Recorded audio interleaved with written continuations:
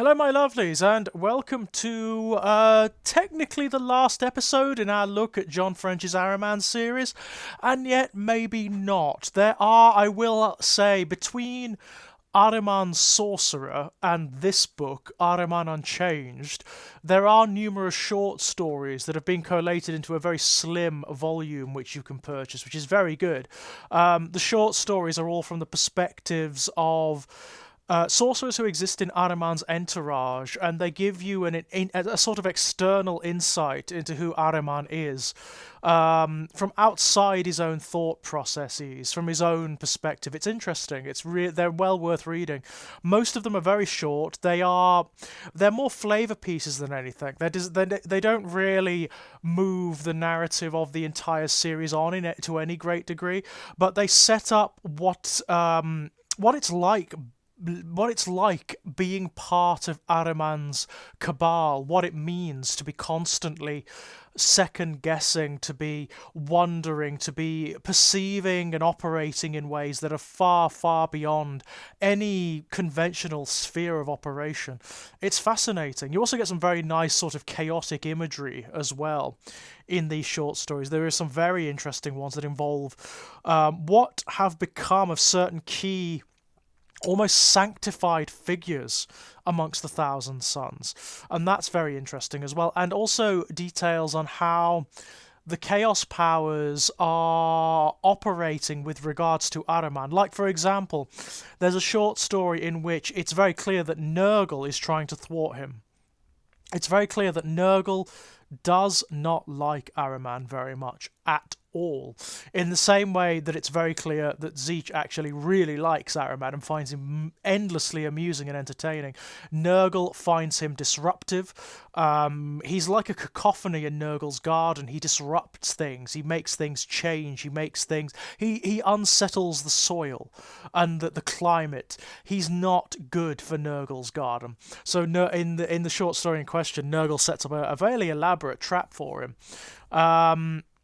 But yes, this book, Ahriman Unchanged, is the last in the series thus far.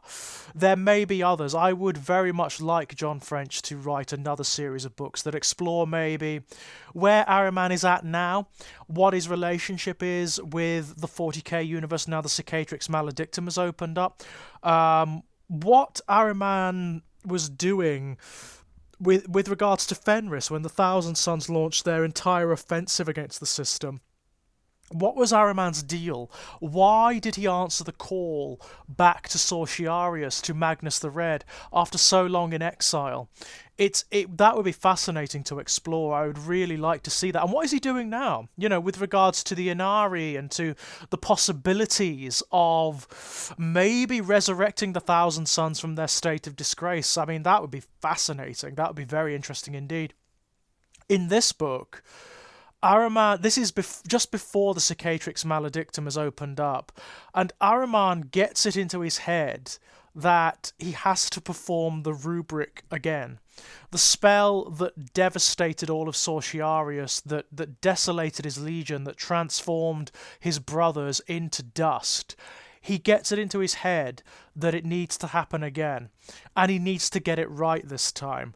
And not only does he need to do it again, in order to do it again, he needs to do it in the same place, which is Sorciarius, the planet of the Thousand Sons.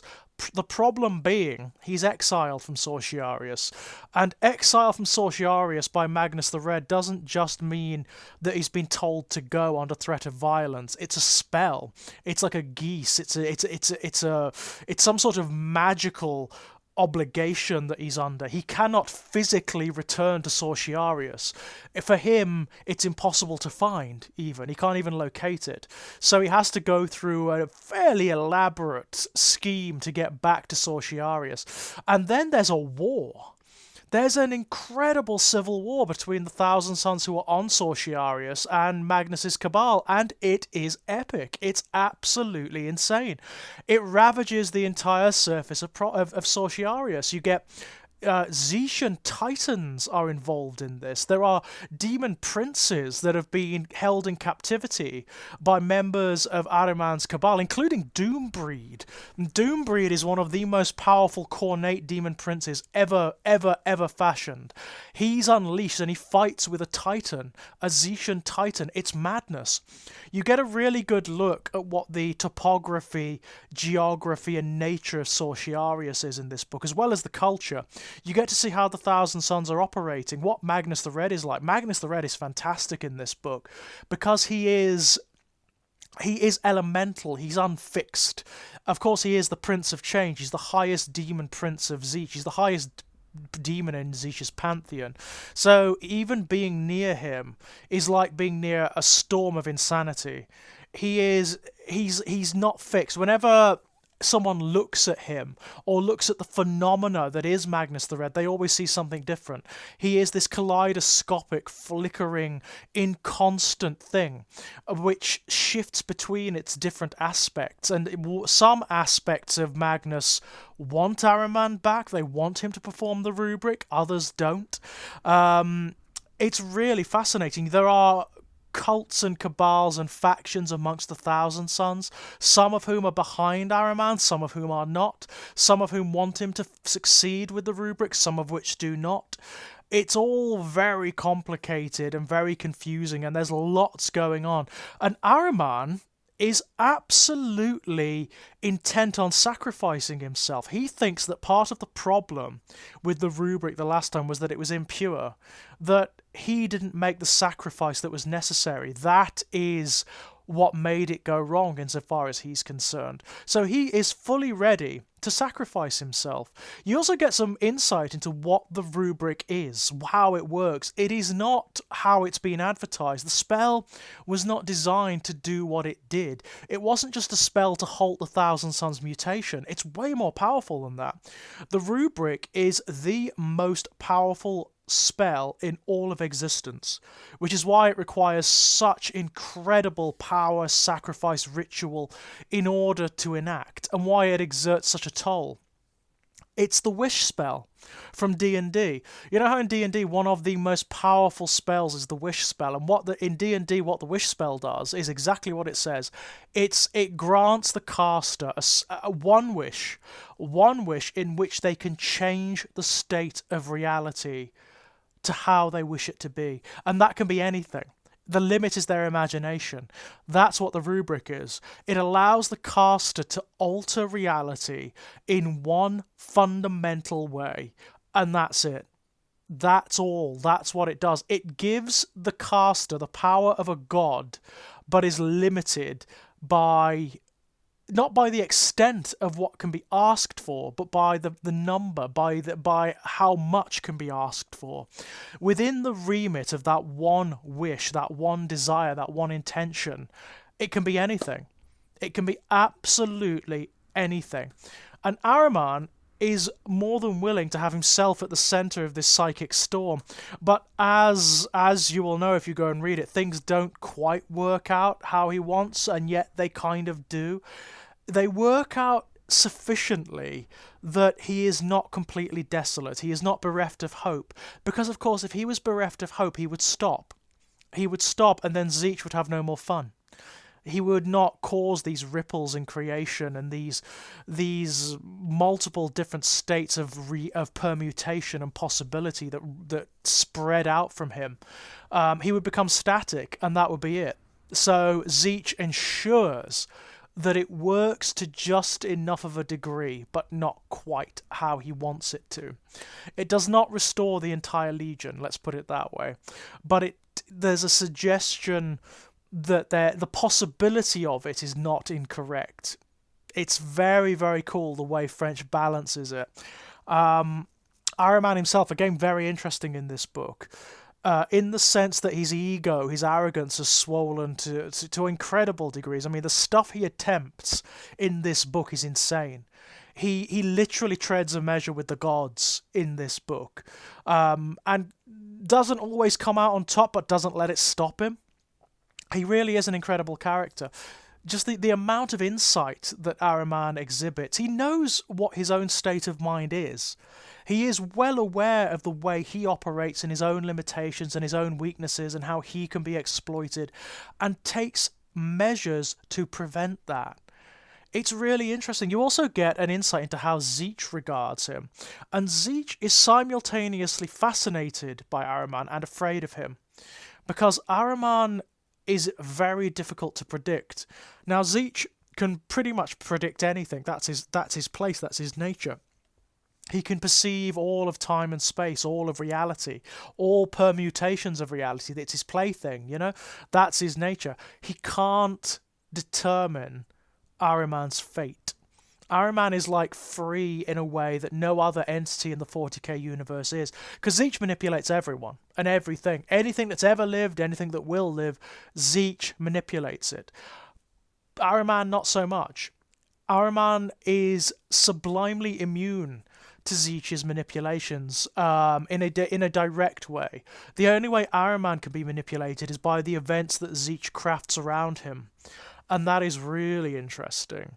Very, very interesting indeed. There's a lot going on in this book. It's very dense.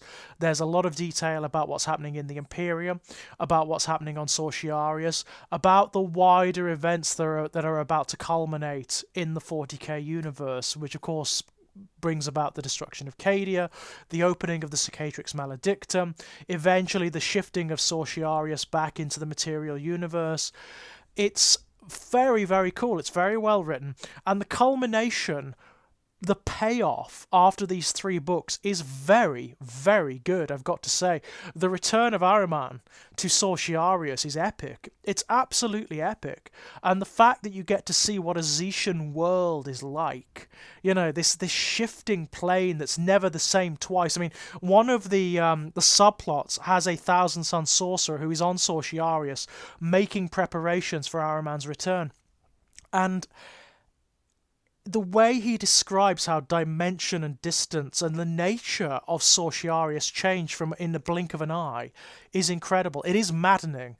If you're not a Zechian sorcerer, basically, or if you're not mad already, you will be sent mad just by being on Sortiarius. It's quite incredible. Love it to bits. Love it to bits.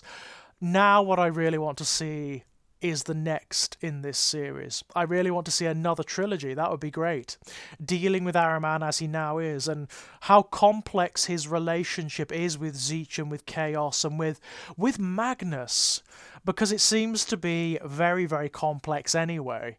I mean, his relationship to Magnus is very strange, very diverse, very changeable, very shifting. Magnus doesn't seem to know himself how he regards Ahriman, because that status changes depending on what form he's wearing, you know, what mask he's currently operating under. It's very difficult to tell because he shifts all the time, and every different state has different characteristics and different intentions and different agendas. Very cool indeed. It really nails the incredible complexity of what Zechian sorcerers are like, what it's like to perceive in ways that are pretty much beyond description, pretty much beyond human comprehension, because these guys perceive in terms of probability. They can perceive different states and times and manifestations of reality as though they are waking reality, and then manipulate them to bring certain permutations about. It's really cool. They're like surgeons of reality, or like the editors of reality. They can cut and chop and paste little bits and pieces, and that's what a lot of them are trying to do. It's certainly what Ahriman is trying to do. I mean, and then you get what's happening after. You know, what is Ahriman's ultimate agenda? And it seems that he is being self-sacrificing in this book, and it does seem to be sincere, but again it is called into question. There are factors of Ahriman's psyche that call into question his sort of martyr nature. Is he prepared to kill himself, or is he just allowing himself to believe that or to promote that so that others will act in a particular way? Is it a grand game of manipulation? Hard to say. Hard to say. Because Ahriman doesn't know.